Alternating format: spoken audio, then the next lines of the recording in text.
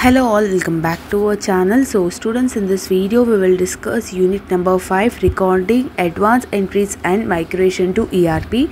So full subject explanation video will be here in this video, so don't skip the video and watch till the end, so you can easily attempt one long question and one short questions, which is total 10 marks weightage by watching this video. Okay, so if you're having any doubts after this also, you can comment down in the comment section. Without getting late, let's get into the video, students.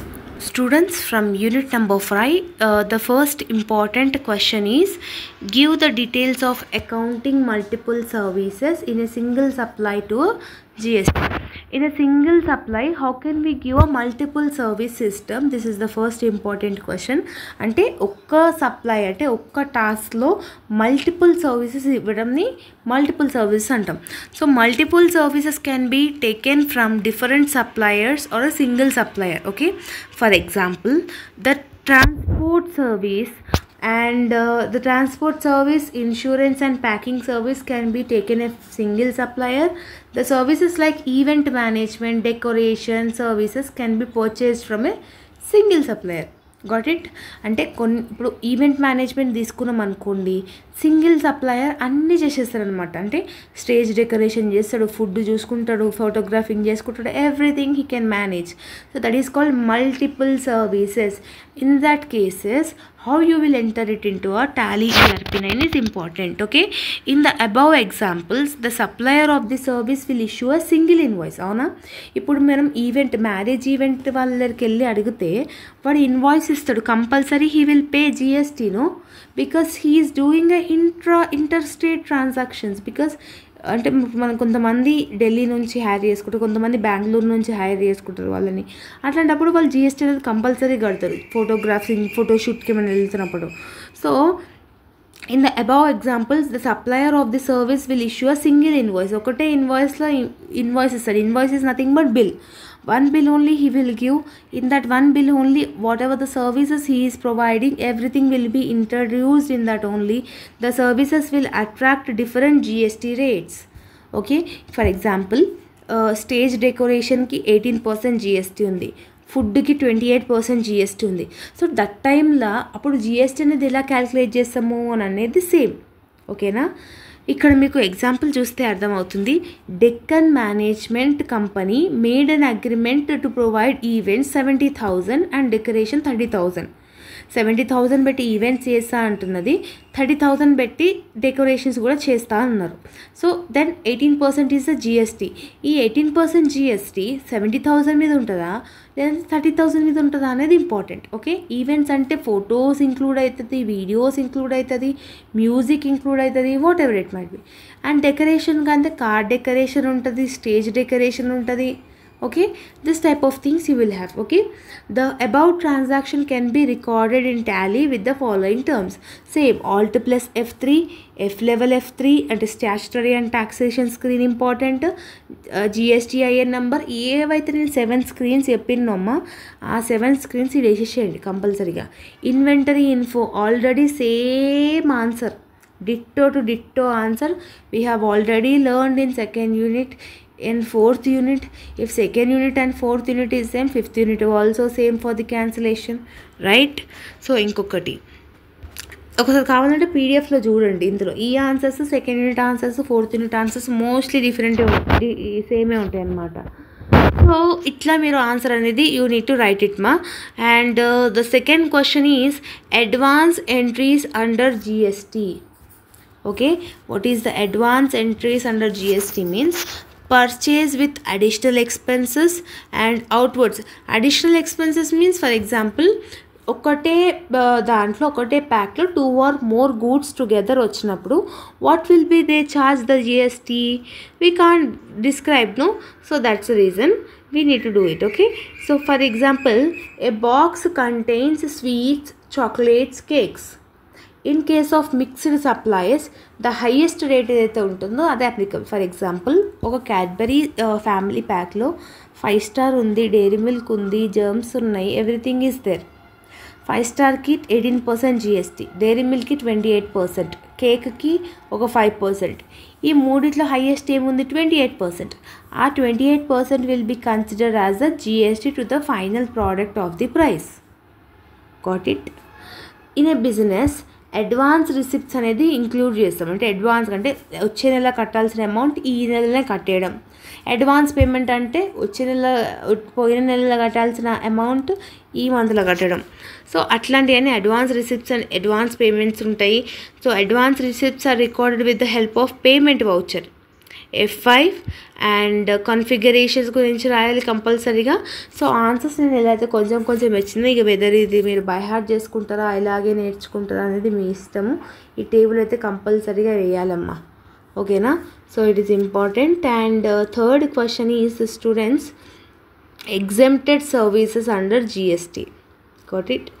అంటే కొన్ని సెక్టార్స్లో GST అనేది ఉండదు. What are the sectors అనేది మీకు తెలియదు. First one వచ్చేసి agriculture related services. అంటే మనం ఫార్మింగ్ కానీ, హార్వెస్టింగ్ కానీ, ఓకే, అగ్రికల్చర్ కానీ, ఇరిగేషన్ కానీ, ఓకే, కల్టివేషన్ కానీ ఇట్లాంటివి చేస్తున్నప్పుడు దానికి జిఎస్టీ అనేది ఉండదు, అవునా? ఇప్పుడు రైస్ పండించే రైతులకి జిఎస్టీ కట్టాల్సిన అవసరం లేదు. బట్ షుగర్ కేన్ అనేది దానికి జిఎస్టీ లేదు. బట్ బెల్లం అనేది షుగర్ కేన్ అంటే ఓన్లీ న్యాచురల్గా ఏవైతే వస్తున్నాయో భూమి నుంచి, ఓకే, భూమి నుంచి ఏవైతే వస్తున్నాయో అట్లాంటి రిసోర్సెస్కి జిఎస్టీ కట్టాల్సిన అవసరం లేదు. That is called agriculture related service. Second one వచ్చేసి మీకు ఎడ్యుకేషన్ అనేది. ఇప్పుడు మనం ప్రైవేట్ కాలేజ్ కానీ పబ్లిక్ కాలేజ్ కానీ మన కాలేజ్ వాళ్ళు జిఎస్టీ కట్టరు. అది ఎంత పెద్ద కాలేజ్ అయినా కానీ, అవినాష్ కాలేజ్ కానీ, అరోరా కానీ, ఏ మేనేజ్మెంట్ స్కూల్ అయినా కూడా వాడు జిఎస్టీ అనేది కట్టరు. బికాజ్ ఎడ్యుకేషన్ అనే దాన్ని ఫ్రీ ఆఫ్ కాస్ట్లో చెప్పదా అంటారు, అవునా? దానికి జిఎస్టీ అనేది కలెక్ట్ చేయరు. అండ్ అన్ని గవర్నమెంట్ పాలసీస్, ఏవైనా గవర్నమెంట్ పాలసీస్ ఉన్నప్పుడు, ఫర్ ఎగ్జాంపుల్ జననీ సురక్ష యోజన అని prime minister Narendra Modi sir అనేది ఇంట్రడ్యూస్ చేసినారు.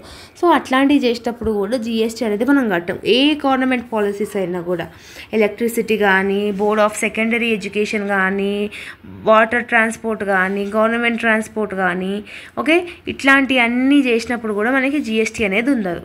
సో ఈ 3 బేసిస్. అదర్స్ అంటే ఏంటంటే అదర్స్ ఈజ్ నథింగ్ బట్ ఏవైనా యుఎన్ఓ ఎన్జిఓస్ కానీ యుఎన్ఓస్ కానీ ఇట్లాంటివి వాళ్ళు చేస్తారు. ఎన్జిఓస్ అంటే నాన్ గవర్నమెంట్ ఆర్గనైజేషన్. గవర్నమెంట్ వాళ్ళు ఏవైతే చేయలేరో ఎన్జిఓస్ చేస్తారో అట్లాంటి వాళ్ళు కూడా జిఎస్టీ కట్టాల్సిన అవసరం లేదు. టెంపుల్స్కి కూడా జిఎస్టీ కట్టాల్సిన అవసరం లేదు. ఇట్లాంటివన్నీ ఉంటాయి అన్నమాట. And the last question is deemed supply of services.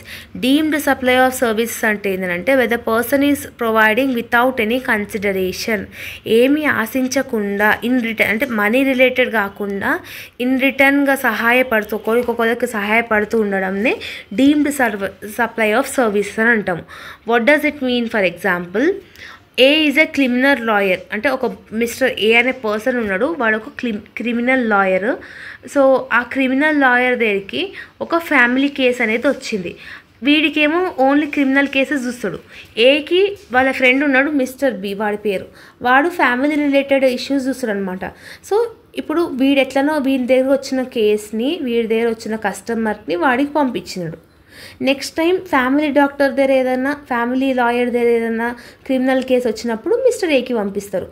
అంతేగాని this is called without any consideration. Got it?